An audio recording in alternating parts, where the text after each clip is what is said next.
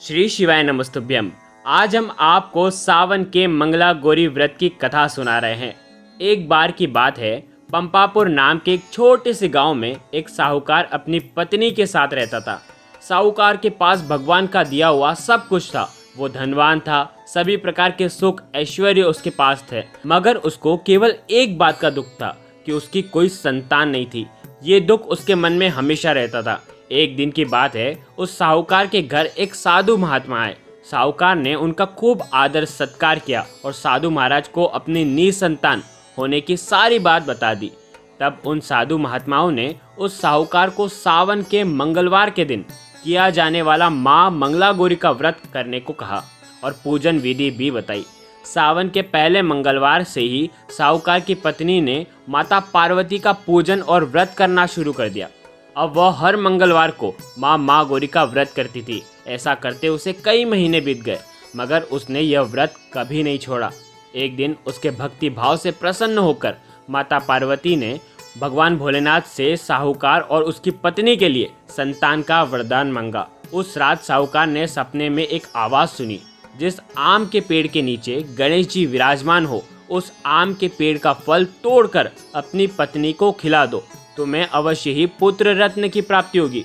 अब साहूकार ऐसा आम का वृक्ष ढूंढने लगा। कई दिनों की मेहनत के बाद आखिरकार उसे एक आम का पेड़ मिल ही गया, जिसके नीचे भगवान गणेश की प्रतिमा विराजमान थी। साहूकार ने आम तोड़ने के लिए पेड़ पर पत्थर मारना शुरू कर दिए। ऐसा करने से आम टूटकर गिरा ही, लेकिन साथ ही एक पत्थर गणेश जी की प्रतिमा पर लग गया।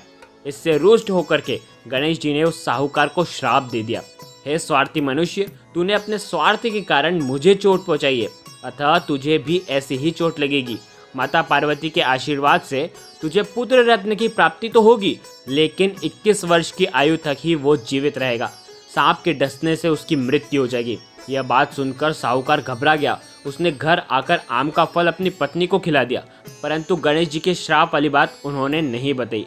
कुछ समय पश्चात साहूकार के घर में एक सुंदर बालक का जन्म हुआ। साहूकार और उसकी पत्नी ने मिलकर उसका नाम मनु रखा। देखते ही देखते मनु 20 साल का हो गया। वह अपने पिता के साथ व्यापार करने लगा। एक दिन घर लौटते समय दोनों पिता पुत्र भोजन के लिए गांव के तालाब के पास पेड़ की छांव में बैठकर भोजन करने लगे। तभी उस तालाब पर गांव की 2 लड़कियां कपड़े धोने के लिए आई और उनका नाम था कमला और मंगला। कपड़े धोते समय दोनों आपस में बात कर रही थी। कमला ने मंगला से कहा, क्यों मंगला, तुझे याद है मैं कब से मंगलवार को मंगला गौरी का व्रत रखती हूँ। अब कुछ ही मंगलवार के बाद व्रत का उद्यापन कर दूंगी। इस व्रत के करने से मुझे मनोवांछित वर की प्राप्ति होगी और मैं सुख चैन से रहूंगी। ऐसा कहते हुए कमला आगे बोली, मंगला, तू भी अगले साल के सावन के पहले मंगलवार से यह व्रत प्रारंभ कर दे। तुझे भी अखंड सौभाग्य के साथ मनपसंद वर मिलेगा। कमला की बात सुनकर मंगला भी व्रत के लिए तैयार हो गई। वहीं पिता पुत्र ने लड़की की बात सुन ली। उनके वार्तालाप से साहूकार समझ गया कि कमला नाम की लड़की उसके पुत्र के लिए सर्वश्रेष्ठ है, क्योंकि वह मंगला गौरी का व्रत करती है और उस व्रत के प्रभाव से अखंड सौभाग्य का वरदान मिलता है। यह सोचते हुए साहूकार ने तय किया कि कमला का विवाह मनु से करवाना ही पड़ेगा। अब साहूकार कमला के पीछे पीछे उसके घर चला गया। कमला के पिता उस नगर के नामी साहूकार थे। उन्होंने कमला और मनु के विवाह के लिए हामी भर दी और मनु का कमला के साथ विवाह हो गया।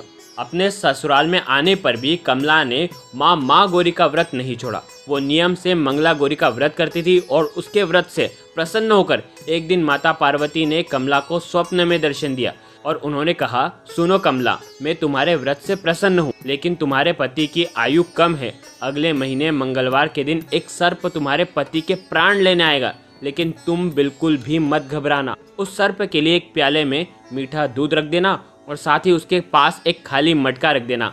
वह सर्प दूध पी करके अपने आप उस मटके में चला जाएगा और तुम उस मटके का मुंह कपड़े से बांध देना। अगले महीने का मंगलवार आया और कमला ने यह बात किसी को नहीं बताई। माता पार्वती के कहने के अनुसार सांप आया, दूध पीकर मटके में चला गया। कमला ने मटकी का मुंह बांधा और उसे जंगल में रख आई। माता पार्वती की कृपा से कमला के पति के प्राण बच गए। इस प्रकार माता मंगला गौरी व्रत के प्रभाव से मनुष्य श्राप मुक्त हो गया। जब घर के सभी लोगों को यह बात पता चली तो सब लोग बहुत ही प्रसन्न हुए और माँ गौरी के गुणगान गाने लगे। गांव की महिलाओं ने कमला से व्रत की विधि पूछी, विधान पूछा और व्रत का प्रारंभ कर दिया। कमला ने अगले मंगलवार को मंगला गौरी व्रत का उद्यापन खूब धूमधाम से किया। ब्राह्मणों को भोजन कराया, दान दक्षिणा देकर के आशीर्वाद प्राप्त किया। इस प्रकार मंगला गौरी के आशीर्वाद से कमला के पति की जान बच गई। हे माता पार्वती, जिस तरह कमला के पति की आयु लंबी करी, उसी प्रकार से जो भी मनुष्य इस कथा को सुन रहा है उसकी हर मनोकामना परिपूर्ण करना। अगर वीडियो अच्छा लगा हो तो चैनल को जरूर सब्सक्राइब करें और कमेंट में जय मां पार्वती जरूर लिखें। श्री शिवाय नमस्तुभ्यम।